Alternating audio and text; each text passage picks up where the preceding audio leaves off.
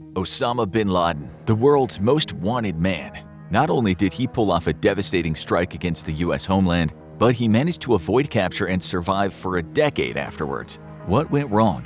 And how did this notorious terrorist manage to avoid justice for so long? Turns out that the answer goes back to even before the infamous attacks. Born in Saudi Arabia, bin Laden wasn't some downtrodden underdog who became a terrorist. He grew up in luxury as the son of a billionaire construction magnate. So, how did he get radicalized?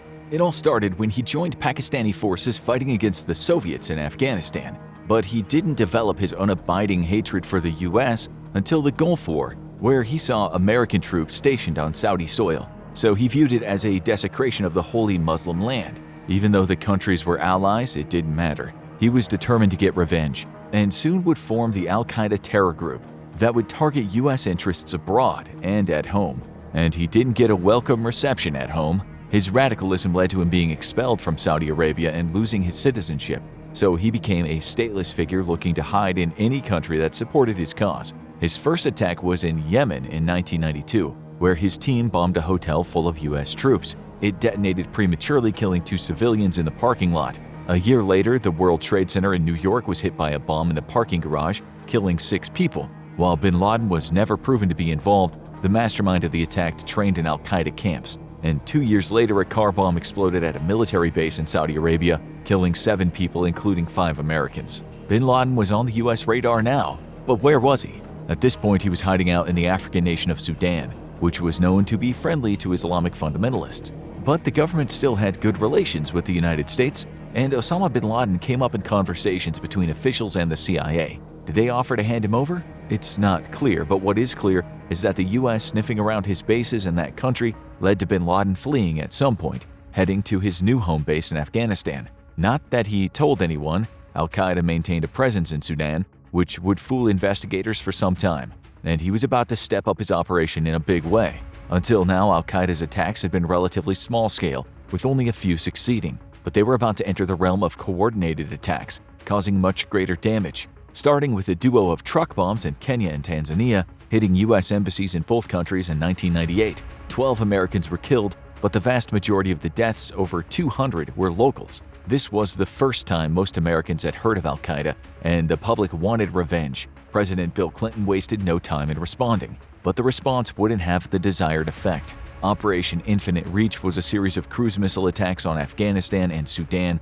targeting Al-Qaeda training camps. This was the first official military engagement against a non-state actor, with many anti-war activists claiming it was an illegitimate attack because the US wasn't at war with either of the nations. However, bin Laden wasn't killed by the attacks, and overall Operation Infinite Reach became a propaganda win for the extremist. This was shortly after the radical Taliban group took over Afghanistan, and the militant clerics refused to hand over bin Laden and deepened their ties with him. And so the war of attrition continued.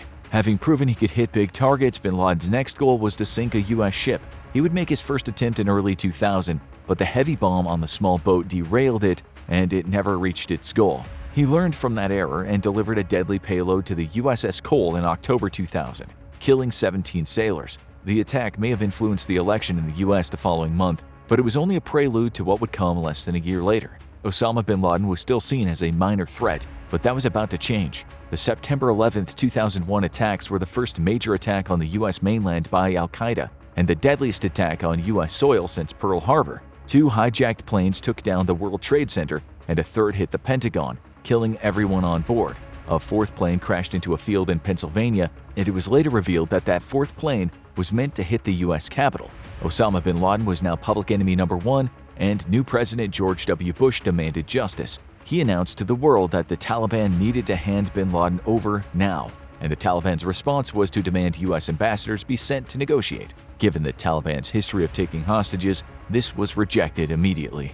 The war on terror had officially begun. The US began bombing Afghanistan only days after the attacks, with one of their primary goals being to hunt down bin Laden. But where was he? He favored isolated safe houses, moving frequently and traveling with his wives and close associates. Now he sent his wives across the border to Pakistan and traveled from one Taliban-controlled safe house to another. A few months after the war began, he moved to the isolated Tora Bora region, where he was near impossible to find due to the rough terrain and the sparsely populated area with few sources to draw on. It would be a long war of attrition from here. Bin Laden didn't give up on attacking the US, but he would never pull off another major attack on the US mainland. Only 2 months after that attack, the infamous shoe bomber Richard Reed attempted to blow up a plane from Paris to Miami, but failed to successfully ignite the explosives and was restrained on the plane. Security increased massively in the US after the attacks, and Bin Laden's options became limited. He would pull off attacks around the world in less secure locations, but now he was on the defensive. But that didn't mean he was done. Osama bin Laden was the most wanted man in the world. The country he was hiding in was being bombed by the most powerful country in the world. The US government agents were scouting the country trying to hunt him down, and a $25 million bounty had been placed on his head. Despite that, years would go by without any sign of him.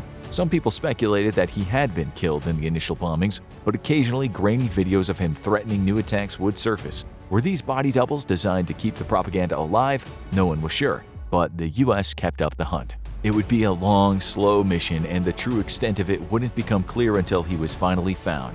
For most of the time, the US looked for bin Laden in Afghanistan, but that turned out to be a red herring.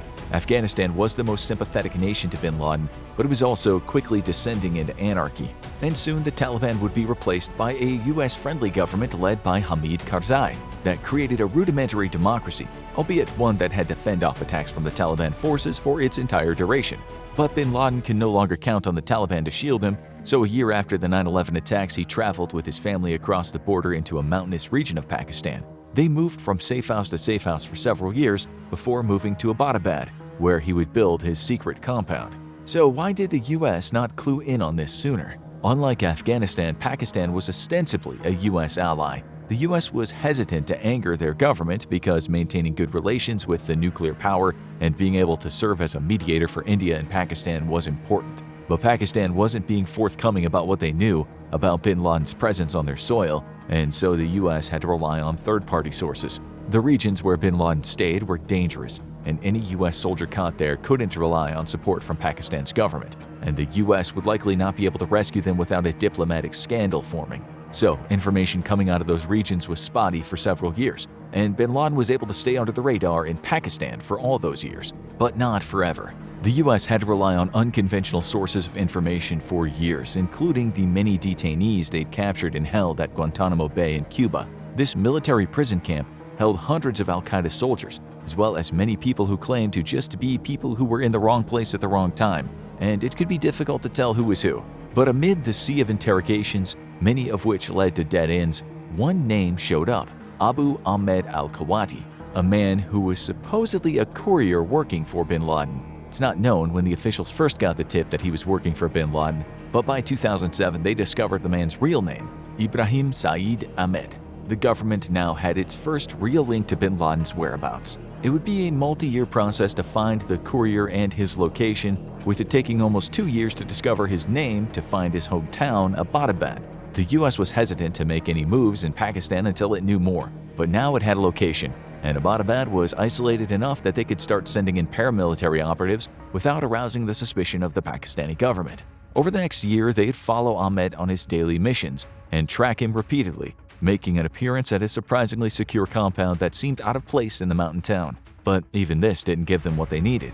The CIA was able to set up a surveillance in the area and take countless shots of the compound. They were able to determine that it was a fortress designed to hide someone of significance. They saw many people coming in and out, but there was only one person they didn't see: Osama bin Laden. If he was inside, he was taking his security very seriously and had not left the compound in a long time. Neither had anyone known to be a member of his family. Not surprising, as his wives and children likely had very little autonomy. But based on the many guests, the CIA's best guess was that he was still living there with his youngest wives. But before they made a move, they needed proof. So began one of the most devious schemes in the operation. How do you get a notoriously paranoid and secretive terror leader to open his front door to you? Simple. You create a face that no reasonable or unreasonable person could object to. The United States recruited Dr. Shakil Afridi to approach the compound, claiming to be running a vaccination drive. With the help of some nurses, they were able to gain access to the compound to vaccinate the children, and also take some DNA samples that would potentially identify members of the bin Laden clan. It's not clear if the DNA ever did make its way to the US and provide the final piece of the puzzle, but when Dr. Afridi's role in the manhunt came out, he would become one of Pakistan's most wanted men. No good deed goes unpunished. Now all that was left was scouting out the location. The compound was massive, located on a lot around 8 times the size of the largest houses in Abbottabad. While the actual house wasn't too large, the security ballooned it to many times its size. Surrounded by concrete walls up to 18 feet wide and topped with barbed wire, the only way in was through security gates, and there was no way to do digital spying on the compound because there was no internet or phone service on the base. So anyone hoping bin Laden would hack into some unsecured Wi-Fi was going to be disappointed. The third-floor balcony had an additional 7-foot wall shielding it from the public eye, and not even trash left the compound. The residents would regularly bury it. The compound was set for a war, and that's what it would get. But back home, it was a very different story.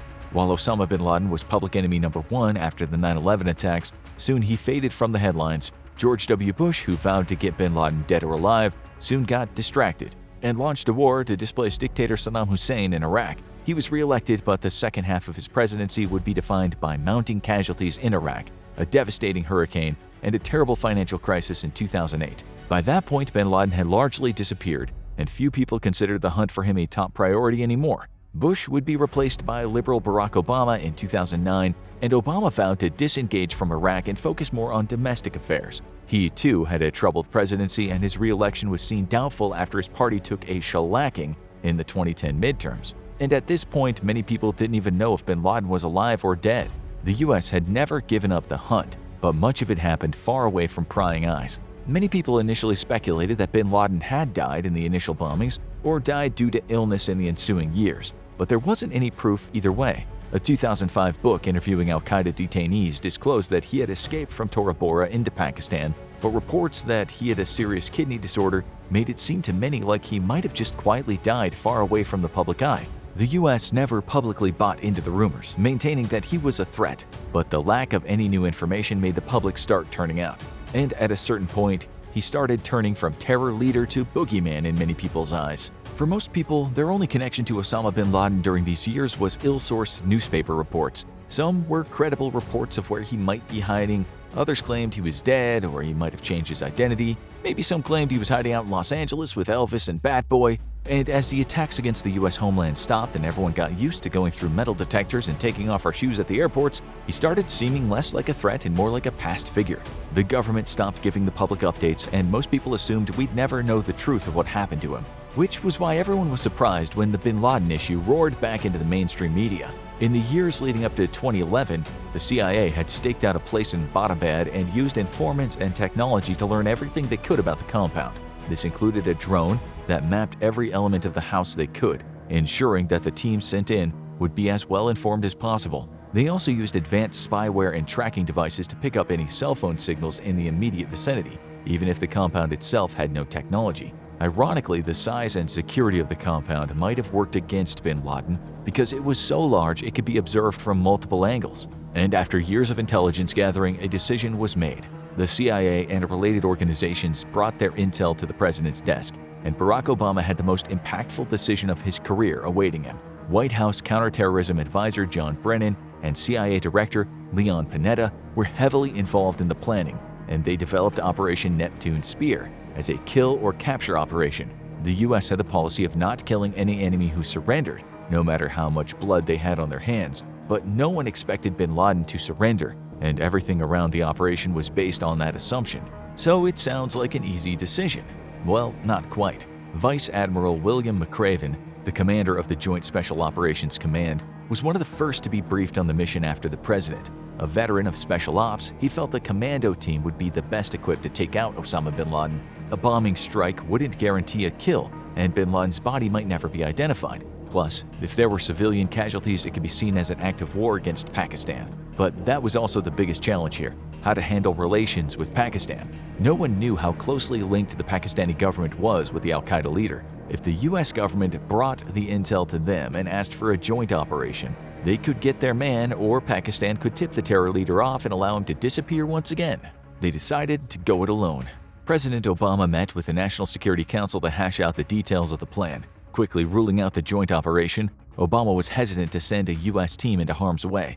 He seemed to favor a bombing mission at first, but the CIA said they weren't positive that there wasn't an underground bunker at the base. That meant a bombing mission might not do the job, and with little way to conduct post-mission intel, the truth might never come out. the bombs powerful enough to destroy an underground bunker would cause collateral damage, so that plan was put on hold, and instead McRaven was tasked with developing a foolproof plan for a commando raid, and it would fall on the best of the best. The Navy SEALs picked for their mission were among the most elite soldiers in the U.S. military, most having 10 or more deployments to Afghanistan and skills including border infiltration and foreign language knowledge. They were brought in without being told the details of the mission and engaged in rehearsals of the raid in test compounds built in multiple locations. Whatever this mission was, it was big enough that the government built a massive facility just to train for it. When they were told that the government had found Osama bin Laden and it was their job to take him down, reportedly, every single one of them burst out cheering. Now that they knew the mission, they would be briefed on the last few details of the raid. They'd be flown in on modified Black Hawk helicopters designed to be quiet and nearly invisible on radar. The U.S. had supplied much of Pakistan's military equipment and trained their soldiers, so they knew their capabilities and how to get around them, and they were confident they could counter them if they came under attack. But the goal was for Pakistan to know nothing about the raid until it was already done. If bin Laden had surrendered, he would be held at a nearby Air Force base, but that was unlikely, and the SEALs were informed that if they were captured, the government would negotiate for their release. But they wouldn't be able to send in a rescue mission. Now it all hinged on one man. Was this raid too risky? Was the president really willing to put a team of Navy SEALs behind enemy lines on what would likely be an assassination mission? If the mission succeeded, it would be the biggest foreign policy coup of the administration. But if it failed, Barack Obama's presidency would essentially be over. Meanwhile, the military brass was making final plans, including adding an additional helicopter detachment that might be able to help the team fight their way out if they were cornered. Ultimately, the president looked at the plan and gave the go-ahead for the mission that might finally rid the U.S. of its decades-long enemy. And now it was all in the hands of the Navy SEALs. As the team took to the air and headed for Abbottabad, the president and his closest team members retreated to the Situation Room to watch the raid on closed-circuit cameras. Around 12 SEALs were making their way toward the compound, and their command was transferred to the CIA for the mission so that the U.S. soldiers would technically not be controlled by the U.S. Army while on Pakistani soil. They would be backed up by 67 additional commandos and a military working dog, a Belgian Malinois named Cairo, who would be tracking any escaping people from the compound and alert SEALs to any Pakistani military presence, making him a very good boy indeed. It was time. The two Black Hawk helicopters were accompanied by larger Chinook helicopters, holding back in case they were needed. The first helicopter would hover over the yard while its team rappelled to the ground, as the other copter would be around the perimeter and deploy the rest of the team plus the dog and an interpreter. But as they approached, one of the copters was hit by hazardous airflow conditions that caused it to spin out and be damaged. The pilot was able to avoid a crash, landing with some damage, but without any injuries or alerting security. They were on the ground, and now there was one thing left to do: breach the door and take on whoever was inside. Want to know the rest of the story? Watch how SEAL Team took down Osama bin Laden minute by minute, or watch this video instead.